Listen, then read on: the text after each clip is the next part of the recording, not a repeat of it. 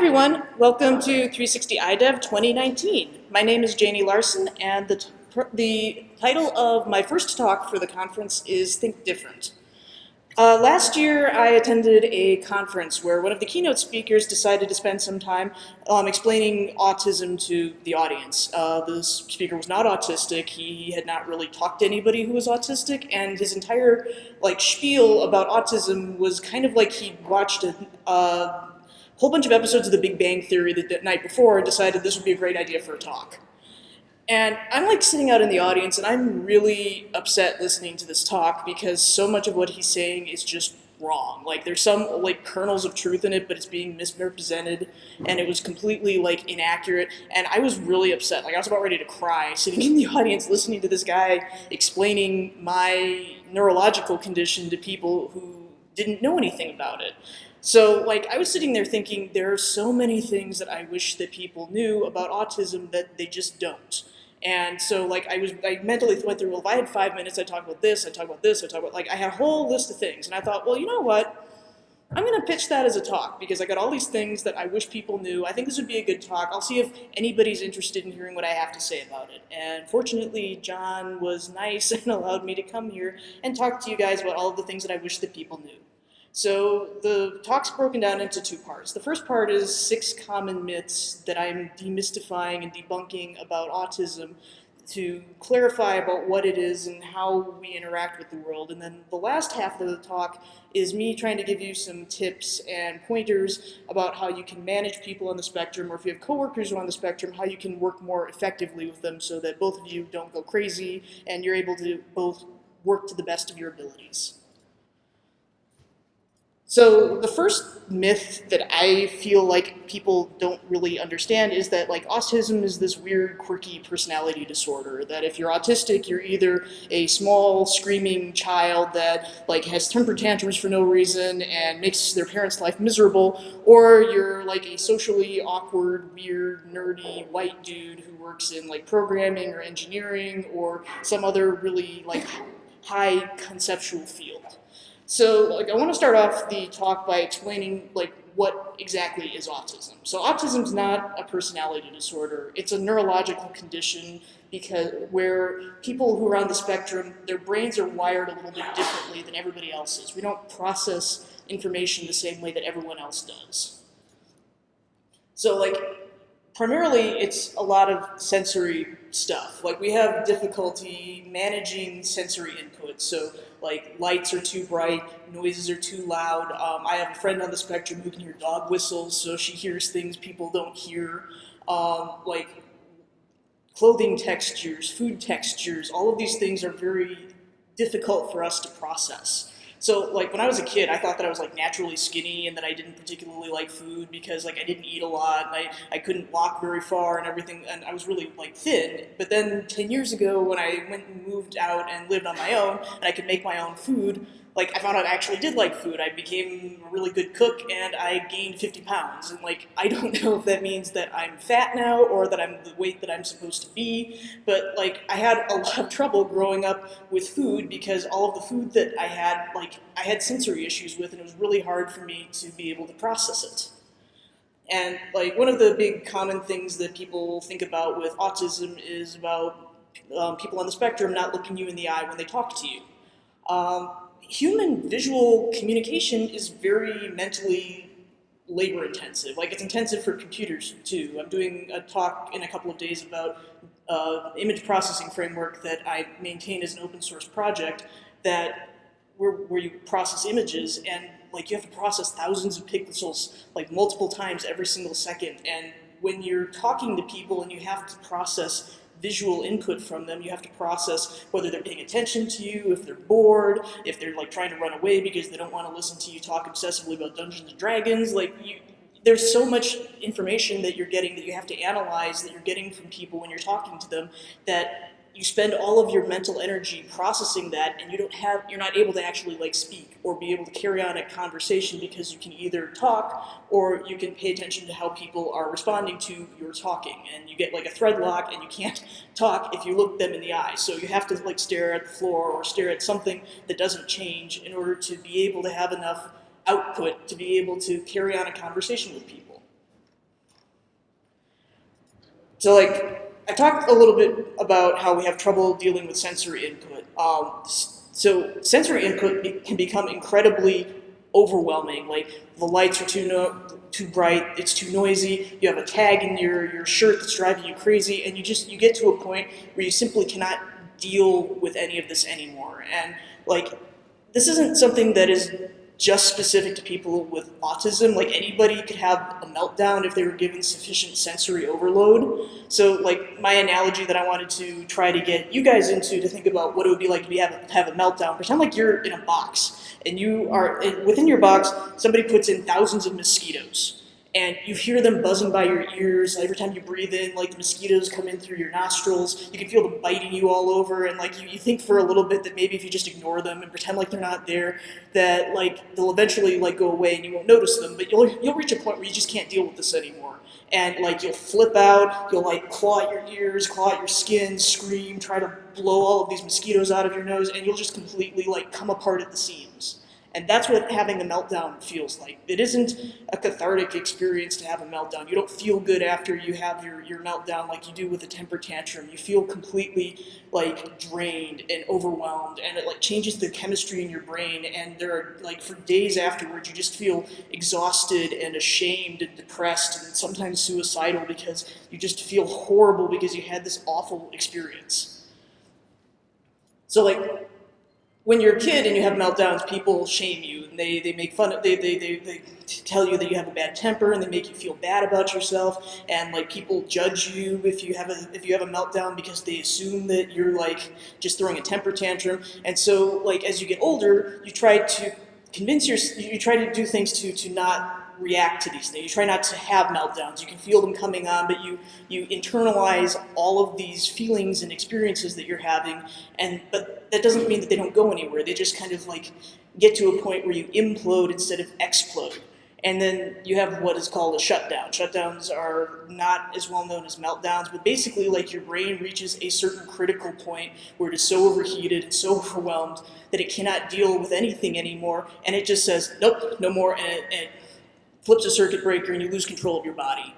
You can't move, you can't talk to anybody, you close your eyes because you can't open them. Like you're aware of everything going on around you, but you can't react to it. Like when I've had shutdowns, I've been afraid that like if my house started on fire, that I would not be able to save myself to get out of the house because I literally could not move. And like these can last anywhere from like 10 minutes to an hour.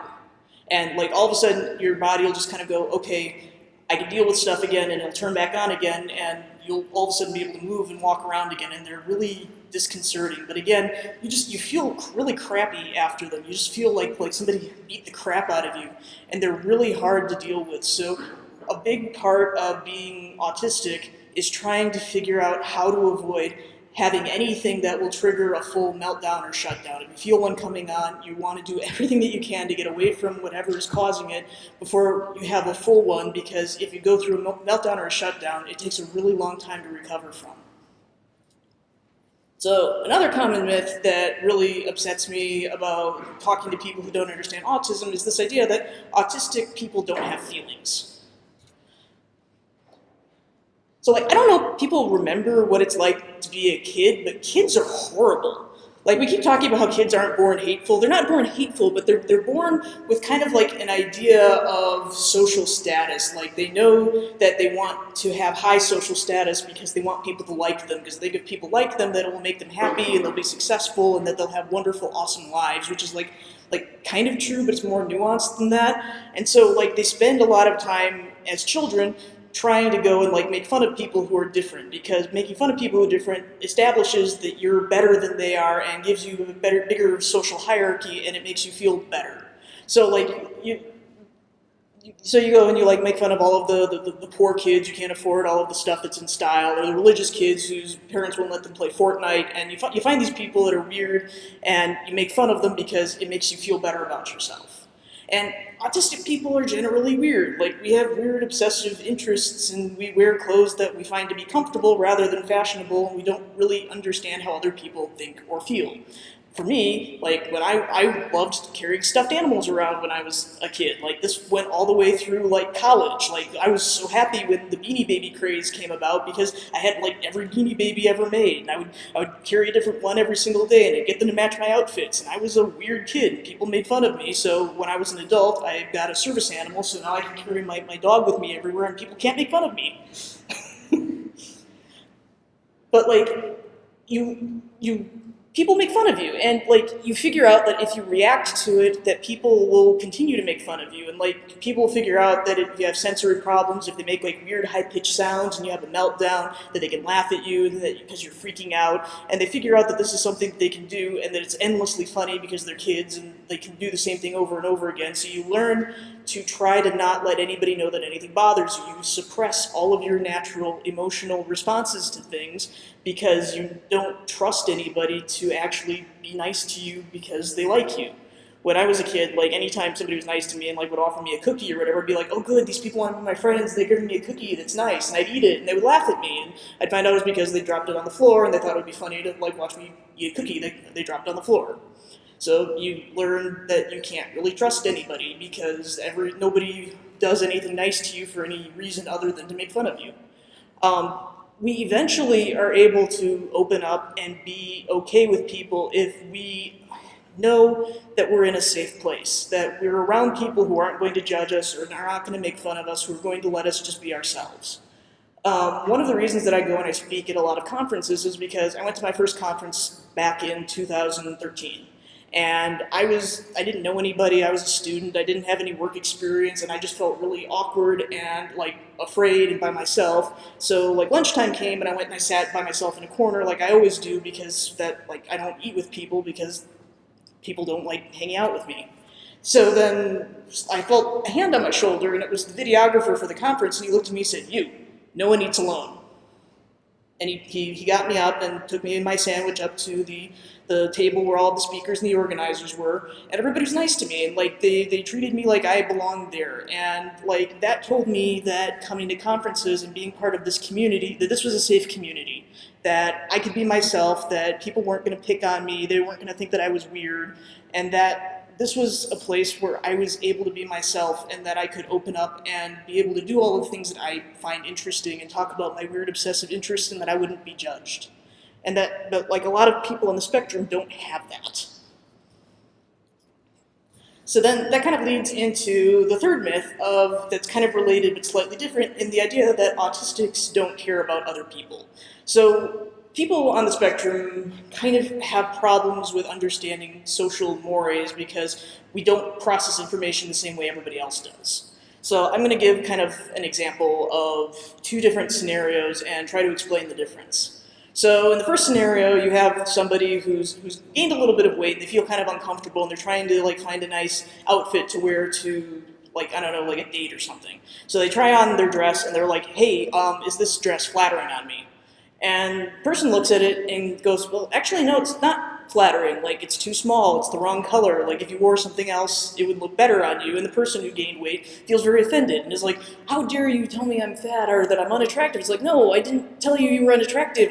You asked if this was flattering, and I want you to present yourself in the best possible light, and you could look better if you wore something else." And the person's incredibly upset and offended because this person told them they didn't look good, and the person feels very confused and upset because they were trying to help them out. They wanted them to look good and feel good on their date, and they're not doing that, and so they don't know what they were supposed to do. They don't know if they're supposed to lie or and let the person go and look bad because they were afraid that they were going to get laughed at. Like, we don't know what we're supposed to do.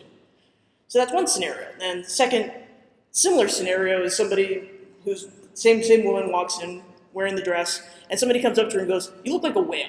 Like, just straight out. And she gets upset, and she's like, "How dare you say that to me?" And the guy just kind of smirks at her and goes, like, "Hey, you know, like, it's just my opinion. Like, I'm entitled to my opinion, and I gotta be honest because I have to be honest."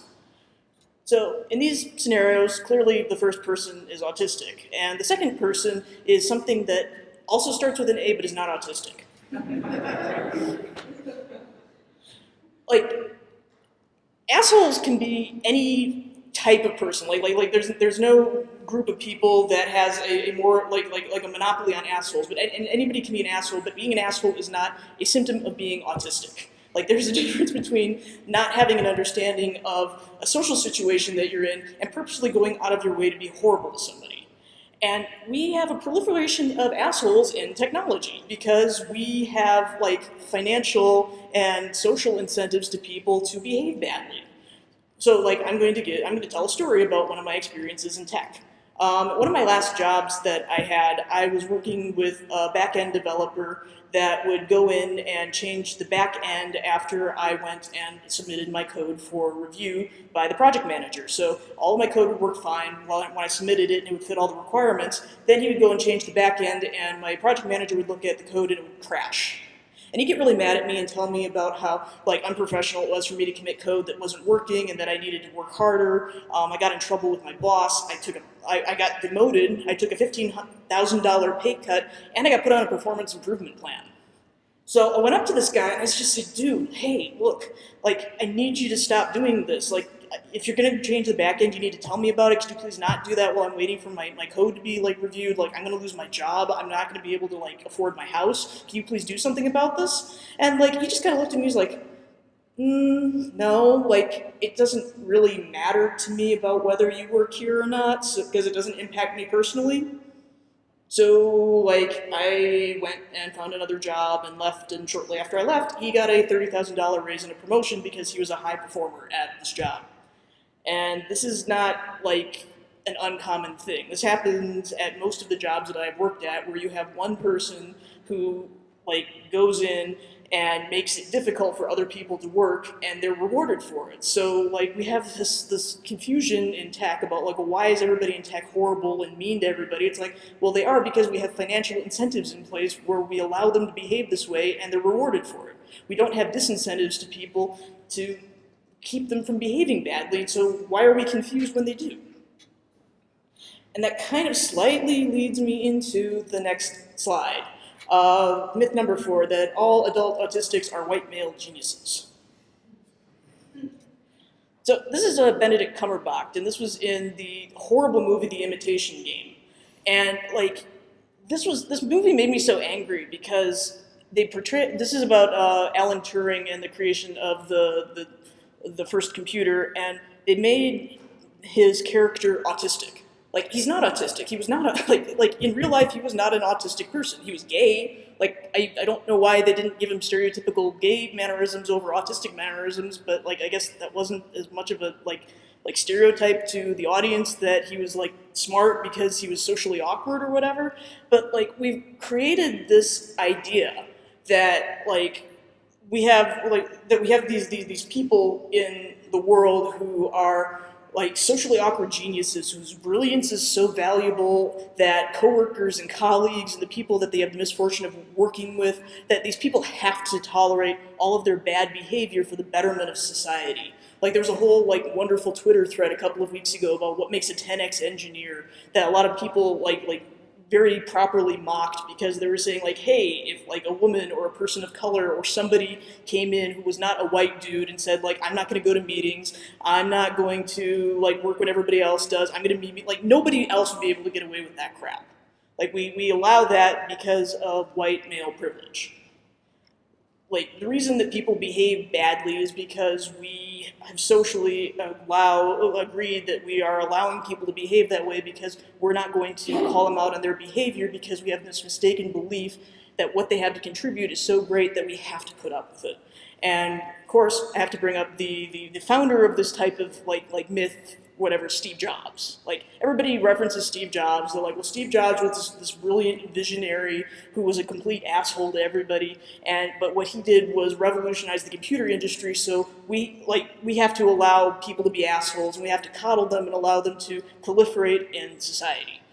But like the whole thing was more complicated than we like to remember. Like we talk about how he was an asshole, but we also don't talk about the fact that he had like his reality distortion field, that when he was working on the original Mac and like people were coming up to him going, Steve, like you want all of these things and these things are impossible, he would get them all like ramped up, and he would talk to them and convince them that not only were they possible, but that you could do them and that you could go off and you could do all these amazing world-changing impossible things. And you were like, yes, all right, yeah, and then you walk away like, what just happened? Like I went in there, I was gonna quit, like I don't want to do this anymore, but like he could convince you that you could do the impossible.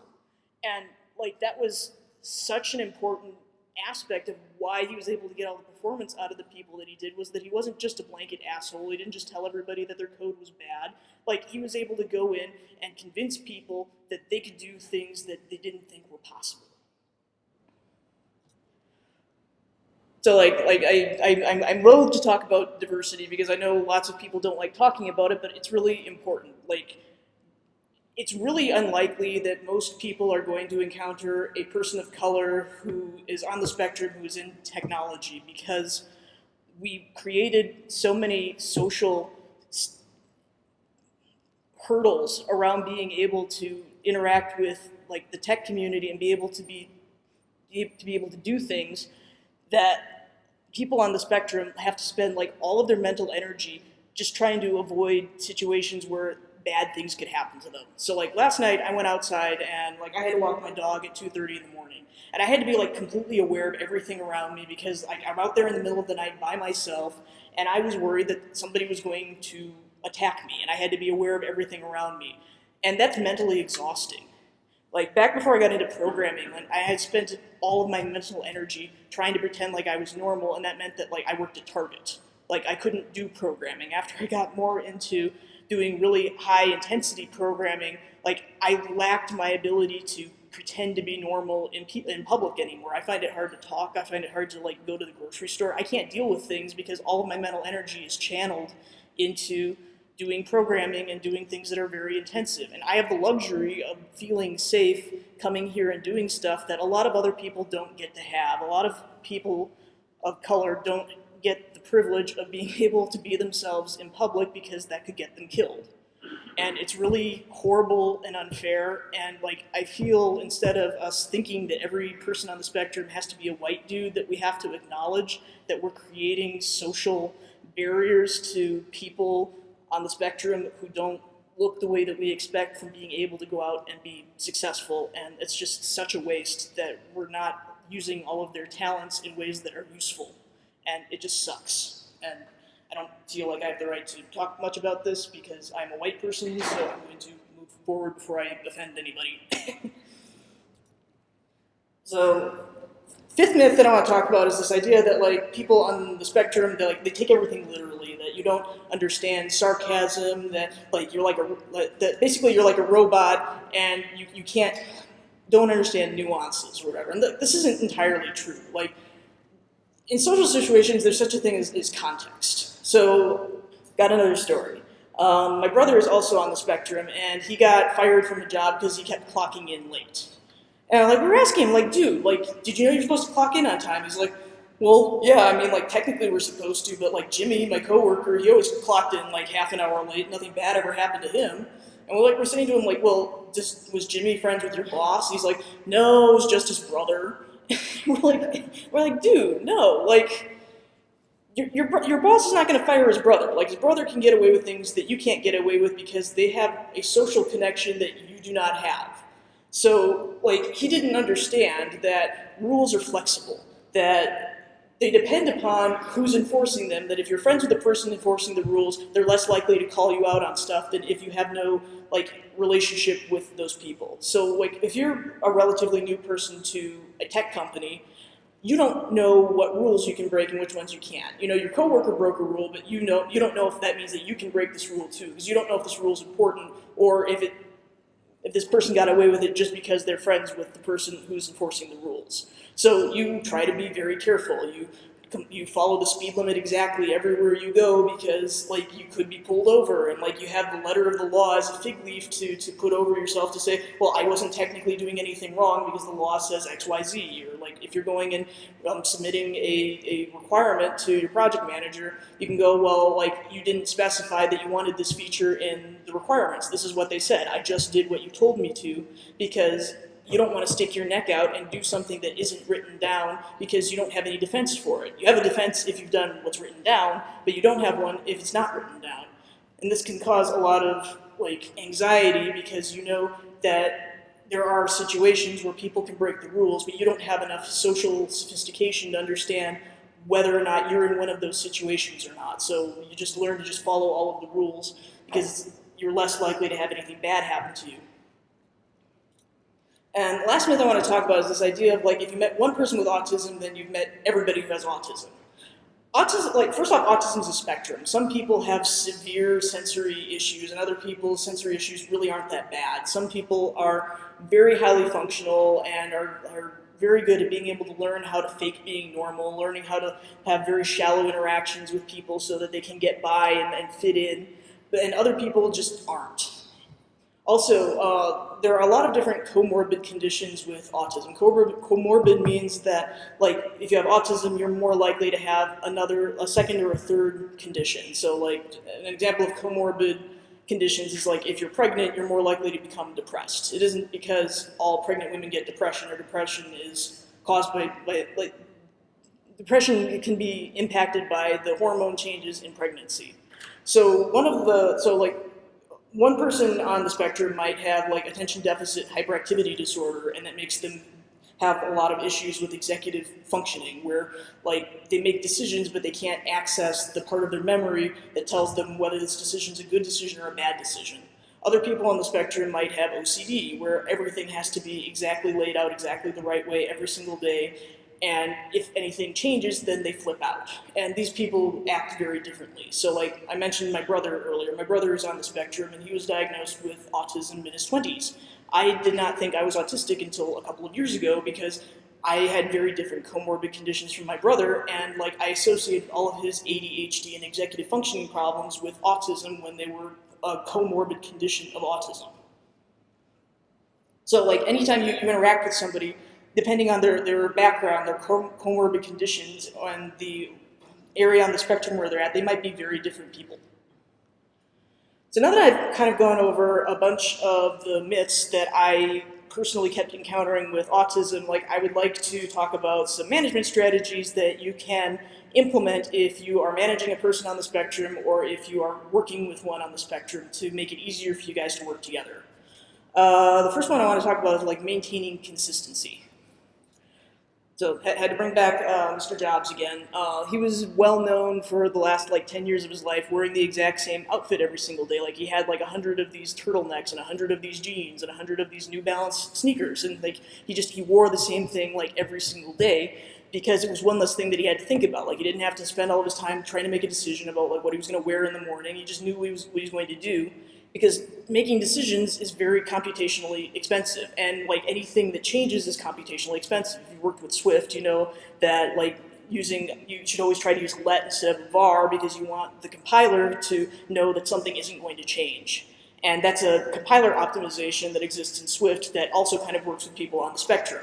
Like if you're going to have an employee that works on the spectrum, try to have meetings that take place at the same time like every day or the same day every single week, because like that consistency is helpful to them to help them plan out how they're going to allocate their mental energy throughout the week and throughout the day. Also, try not to go in and like make changes in the middle of a sprint. Like if you have a sprint, you have like 2 weeks worth of work like figured out, try to maintain that. Like you can have emergencies where like, you know, your app was rejected and you have to change a crashing bug in order to get it to be like accepted by Apple, but like try to avoid these as much as possible because they're incredibly computationally expensive, and the more time that we have to spend dealing with that stuff, the less mental energy we have to apply to working on the code base. Don't selectively enforce rules or treat some people differently. So like I've worked at a lot of companies where there's like a core group of people that are like, you know, like the wolf pack. They're the guys that went to college with the CEO, and they're all like buddies and they can get away with murder. And then there's all like the new people that they're not really sure about. They can't get away with anything. And that causes a lot of problems in the workplace because you're aware of the fact that this is like being back in school. It's like, okay, here are the cool kids. I'm not a cool kid. I don't know what I can get away with and what I can't get away with. Like if something bad happens and it's not my fault, it's one of these guys' fault, like I'm going to be thrown under the bus because these are the guy's friends, and this is like hard for me to deal with. So you're taking all of your mental energy and you're channeling it towards gauging all of the social situations and interactions with the people in the company instead of taking that time and using it to figure out your code. Try to do your best to eliminate sensory distractions. So I'm going to go after the thing that I hate more than anything else in the world, the open office space. Like, there is so much bad about this space. Like, if you look at this, if you look at the guy kind of like in the front center of the thing, like, he can't get any work done because there's a woman who's walking behind him. There's a couple of guys going and having a conversation, like kitty corner to him. He's aware of everybody around him. There's no partitions. There's like lots of windows and stuff. So this is probably like a loud open office space. Like, this is a really bad place to try to get any work done because you're constantly aware of like everything around you, and there's no escape for any of that. Like, there are ways of having successful open office spaces. Like, you need to put partitions between people's desks so that they're not aware of everything going on around them. You need to enforce like library quiet environments where everybody knows that they just have to be quiet when they're in there working. If they want to have a loud conversation with somebody, they have to go somewhere else. Try not to put the person on the spectrum with their back towards the bathroom or the coffee bar or any of the places that are heavily trafficked because they're going to be constantly distracted. Try to make your user stories as detailed as possible. So I've worked for like 20 different companies over the last 5 years because I switch jobs a lot and I do consulting and whatever, and the only constant of any tech company that I've worked with is they all use Slack. Like, everybody has a different way of doing Git. Some of them have GitHub, some of them have Bitbucket, some of them want you to use a specific Git client, some of them want you to use the command line. Everybody has different issue trackers. There's always new issue trackers. There's always new tooling. There's new, like, everything. And I work with people who, like, this is the only company they've ever worked for. So they're in this, like, bubble where they think that their way is the only way that exists to do anything.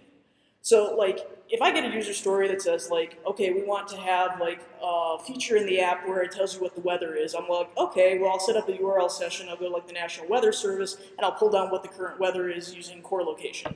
And I turned it in, and the guy's like, dude, what the hell? I'm like, what? I did exactly what your requirement said. It was like, yeah, but like I wanted you to use AF networking, and I had this CocoaPod that I really liked, and like, why would you go and do all this stuff? I'm like, well, AF networking is old and not being maintained anymore. Well, we've been using AF networking for 5 years, and it's worked great for us. We're going to keep working on using it, and we don't want to use any of this newfangled stuff Apple keeps coming out with. And like, you think that, like, if you're going in and you get like if you want something specifically done, you want a specific CocoaPod, you want a specific library, you want things done a specific way, you have to be specific about it because, like, there are so many ways of doing stuff. Like, we're not going to magically know what it is that you want.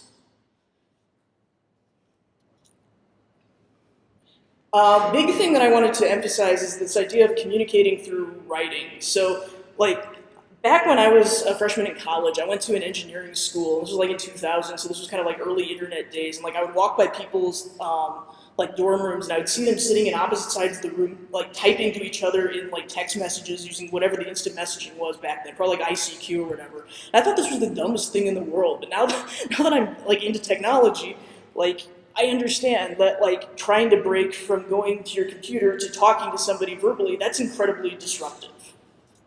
So, like, I didn't program when I was 7. I started programming when I was 30. And, like, about 15 years ago, I got really interested in, like, meditation, the occult, and, like tarot and whatever. And, like, one of the things I read about was this idea of, like, astral projection, where you put yourself into a meditative state and you let, like, your mind and your soul and whatever, like, leave your body and go to another plane of existence. Like, you're not dead, but you're not in your body anymore. And that's how I feel when I go in and I do programming. Like, I have to put myself into a meditative state and become, like, one with my computer, and I have to, like, disable all of the sensory stuff in my body in order to be able to go in and do programming. Which means that, like, if somebody comes up and interrupts me, I'm not there. I can't physically talk to them because, like, I've left my body and I'm not really there anymore. So one of my last jobs, like, I was going and I was working on something and I was, like, really in the flow of something, and I was like, engaged in my problem, and I was trying to figure it out, and everything was really great. And then all of a sudden, I felt a hand grab the top of my head and yank my headphones off. And this completely freaked me out because I was completely, like, vulnerable because I basically paralyzed myself because, like, I disabled all of my sensory stuff. Also, I have PTSD and I'd been attacked, and so, like, the idea that somebody could sneak up on me and touch me, like, was really upsetting.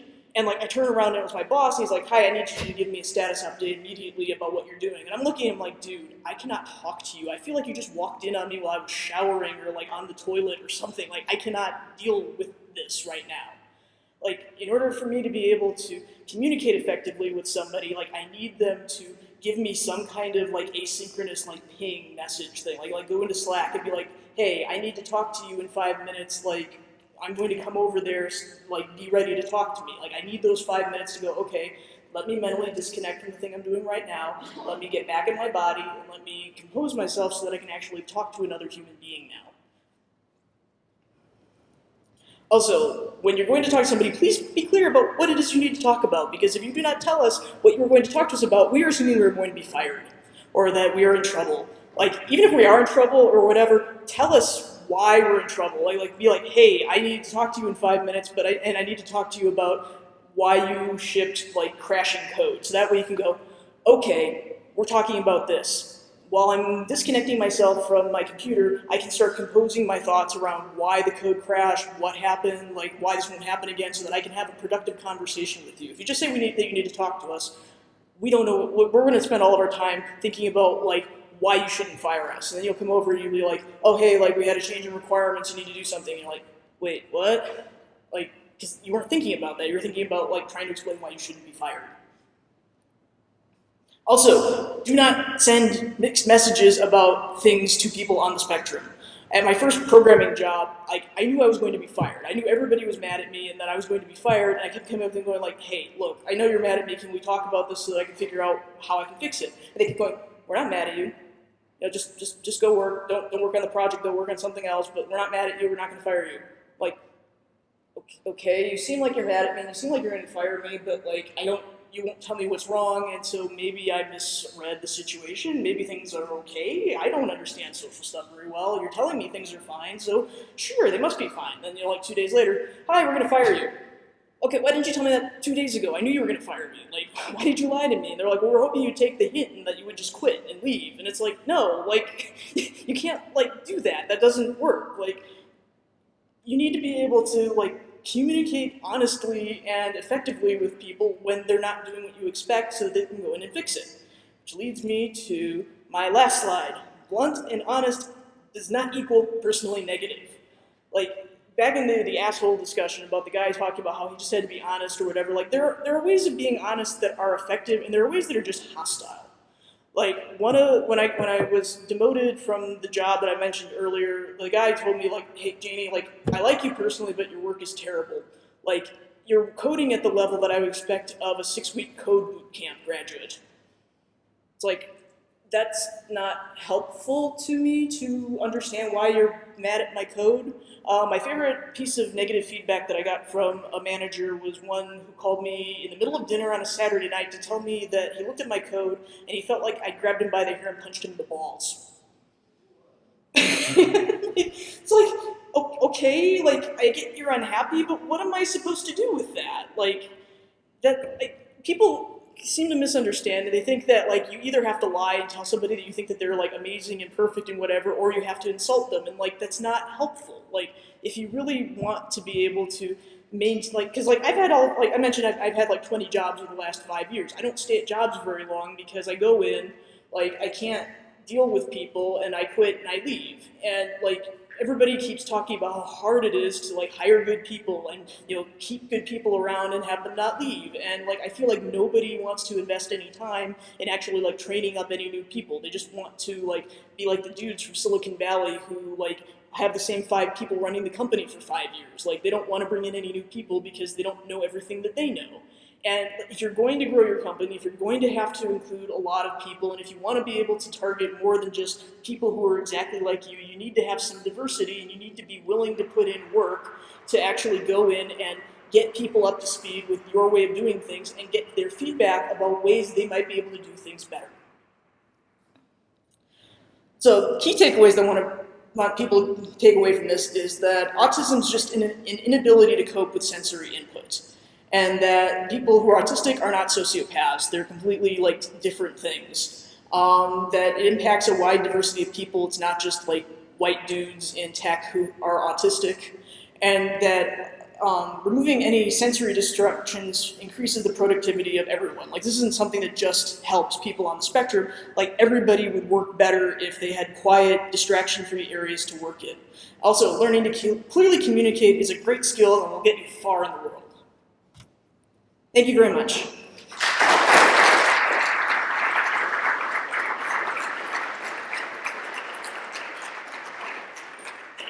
So like, I'm not sure, I think I have like 5 minutes for questions, but like I'll be around for like literally the entire conference. I could have talked for like, I could have talked for like 5 hours about this. So like, I'm happy to answer any questions. I don't easily get offended as long as you're not like trying to offend me. Like, I'm happy to answer questions, but yep. I'm curious, you seem very self-aware and able to have this conversation. So I'm curious why you find yourself leaving companies so often. For two reasons. One, it might give the impression like, oh, we don't want to hire an autistic person because the last one we hired left after 3 months because she was having a difficult time. And so the second part of that is you being self-aware and having all this ability to present this information could then affect change in your company over time instead of the idea of like leaving and working multiple things. I'm not going to keep accusing you of anything. No, I understand. I'll do my best to try to explain that because I think that's an excellent question. So like, I mentioned the company where like the guy would go in and break my code and that I wound up leaving that company. Like, they were trying to fire me, and like when I would have one-on-ones with my boss, he would say, well, can you tell me why you're not getting anything done? And I tell him, I'm not getting anything done because your back-end developer is breaking all of my code. You need to tell him to not break his code, or tell me when he's going to make changes so that I can go in and not break my code. And he said, yeah, we're not going to do that. Like, we've had him for 5 years, like, we think he's great, and we're just not going to do that. So, like, basically, I'm put into situations where there are structural, entrenched people who, like, get off on making it hard for other people to work, which are these, like, stereotypical 10x engineers that, like, they're in there, they're going to stay there for a while, and, like, one reason they got so entrenched was because they make it hard for other people to work. And, like, maybe if I'd had better social skills or whatever, maybe I could have figured out ways around them, but like I don't. And so like, also there's this idea in tech of like, hire slow, fire fast. So everybody, like when you hire somebody, you have this idea in the back of your head of like, we think they're not gonna work out. We're looking for any reason to like, get rid of them because we want to make sure that we didn't make a bad hire. So like you're on this like probationary period for like years until you've been there as long as like everybody else, where if you make one mistake, they assume that you're incompetent and they get rid of you. So like, it's really hard to go in and fight structural, entrenched stuff where people have been doing the same thing for like 5-10 years or whatever, and they think that their way is just fine, and it's fine until it's not. Thank you. I have two questions. One is remote work and like just remote work tend to be, harder or easier for people on the spectrum? And then the other question is, if I build an environment that, is a good working environment and everything, how do I hire people? That's an excellent question. So I mentioned the comorbid condition stuff. So like, I'm very like on the OCD end of that, and like for me, remote work is fantastic because I can control every aspect of my work environment. Like my husband and I moved to a new house 6 months ago because I had a place in the house that I wanted to be my open office. Like, it had like this big window, it had a view of the lake, it had like a bar built into it, it was perfect. Like, it's my open office, and like I get up every morning, I get dressed like I would if I was going to the office, I go up to this room, like I have computers dedicated to all of my work, and I go in and like I work like a full day, and then when I'm done, like I leave it like I would if I was at the office, and that works really well for me. But there are a lot of people who are on like the ADHD end of things that like that doesn't necessarily work for them. So like, it all depends on if you're working with somebody who's able to organize themselves effectively and be able to make sure that they can get work done. So like, I meant to talk about this, but I forgot to, but like I write books. And like, I love writing books because like I have a whole outline that has to be approved before I start writing any of my book. I know everything that I'm gonna work on, and the book doesn't change. So like, I showed that I can work independently on a project where I don't have somebody like standing over me, forcing me to like work all day for a paycheck, because I was able to like put out a fairly comprehensive piece of project work that I had to do entirely self-motivated. So like if you're looking for people who can do stuff, look for people who are able to self-motivate themselves to do projects on their own where nobody's like standing over them telling them to do stuff. Anyone else? No. Not a question, but I did notice early on when you gave your plan for what this talk was going to include, that was incredibly helpful to me. So thank you. Thank you. I like having that structure in advance, and I think that plays in one of your later points as well. Yeah, like for me, like I have to organize everything that I'm doing, and one reason I think I'm good at like technical writing is that I know how I process information, and I think most people would work better if they like were presented with information the way that I have to present it to myself. Because like I assume people don't know stuff, and like I want to make sure that like everything's laid out and organized because that's just the way that I am. So like I'm glad that was helpful. I don't remember what I was gonna say, but that cool. All right, thank you very much.